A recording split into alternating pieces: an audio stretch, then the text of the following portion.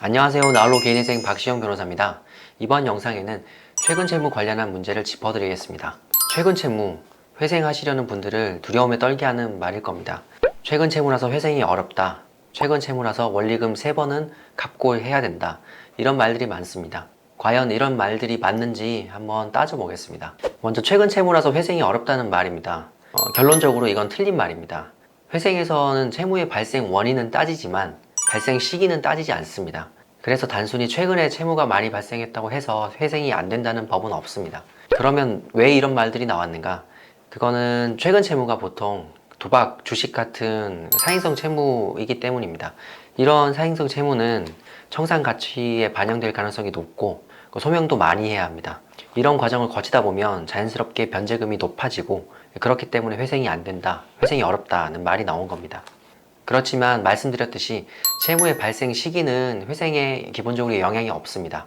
그래서 최근에 발생한 채무라도 그 발생한 경우에 문제가 없거나 충분히 소명할 수 있는 사정이 있다고 하면, 혹은 그만큼 갚겠다고 하는 각오가 돼 있으면 회생하시는 데는 지장이 없습니다.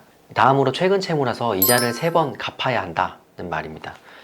이 말도 결론적으로는 틀린 말인데 저희 카페에 올라온 글과 함께 살펴보겠습니다. 이분은 소비벽이 있으셔가지고 점점 빚이 불어나다가 돌려막기를 했고 감당이 안 되니까 회생을 알아보기 시작하셨습니다. 그런데 알아보는 사무실마다 원리금 3번 정도 내고 신청하는 게 좋겠다라고 조언을 받았습니다. 이분 입장에서는 어차피 한계에 도달했고 또 다른 채무를 끌어다 쓰면 이자가 더 늘고 그게 또 가능하지도 않고 힘만 더 드실 상황이었습니다. 어쨌든 그런 조언을 얻어가지고 고민을 하시다가 마지막으로 저희 사무실에 상담을 요청하셨는데, 저희가 봤을 때는 지금 상황에서 충분히 가능하신 상황이었고, 그래서 저희가 바로 가능하다고 하니까 이분이 반신반의하면서도 믿고 진행을 해주셨는데, 결과적으로 금지도 나오고 문제없이 진행이 됐습니다.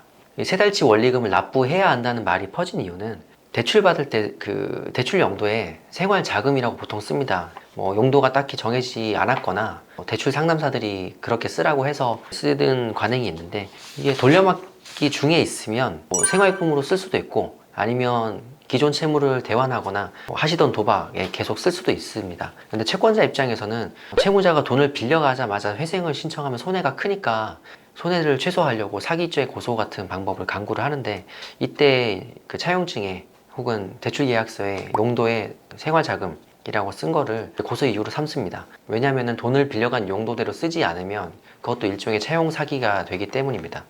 그렇지만 현실적으로는 사기 인정이 거의 안 됩니다. 왜냐하면 채무자가 회생을 의도하고 회생을 할 생각을 하고 돈을 빌렸다는 점이 입증이 돼야 되는데 이게 쉽지 않습니다.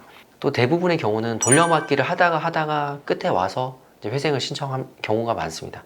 그런데 이런 경우에서 그 채권사가 선택된 거는 지극히 우연한 결과입니다. 실무에서 이런 경우를 사기로 인정하지 않습니다. 사기죄는 갚을 의사나 능력이 없이 돈을 빌리면 성립하는 것은 맞습니다. 그런데 사기죄가 성립한다고 하면 이미 빌렸을 때 성립하는 거지, 그 이후에 이자를 더 내고 덜 내고 하는 것은 별 상관이 없습니다. 채무자의 입장에서는 이미 채무 초과 상태에 이르렀고 돌려막기를 하다가 희망을 가지고 살아나기 위해 선택하는 수단이 회생입니다. 그런데 최근 채무라서 석 달을 더 기다리라고 하는 것은 회생제도의 취지에도 맞지 않습니다. 카페에 글 쓰신 분도 아쉬워하시는 게, 더 빨리 알았다고 하면 연체가 생기기 전에 신청을 하실 수 있었는데 상담받은 곳에서 3번을 더 납부를 하고 회생을 하라는 바람에 연체가 시작되고 나서 회생을 신청하셨습니다. 다른 차원에서 한번 생각을 해보겠습니다.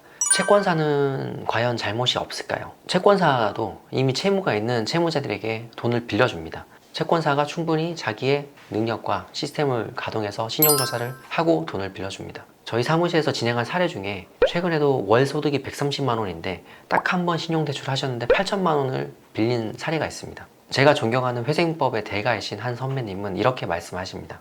한국의 금융채권자는 형사사법 절차에서 채무자의 신용을 심사할 능력이 없는 재무적 바보로 가정된다. 이 말은 채권자도 신용이 낮은 채무자에게 돈을 빌려줬다고 하면 어느 정도 리스크를 부담해야 된다는 말입니다. 이상으로 회생에서 최근 채무 관련한 이슈를 살펴봤습니다. 정리하자면 최근 대출이라고 해서 회생이 안 되는 것은 아니다. 두 번째는 원리금을 3번 이상 갚고 회생을 해야 되는 것도 아니다. 그러니까 최근 대출이라고 마냥 걱정하지 마시고 유리한 점과 불리한 점을 잘 파악해서 대응하면 되니까 전문가와 충분히 상의하시기 바랍니다.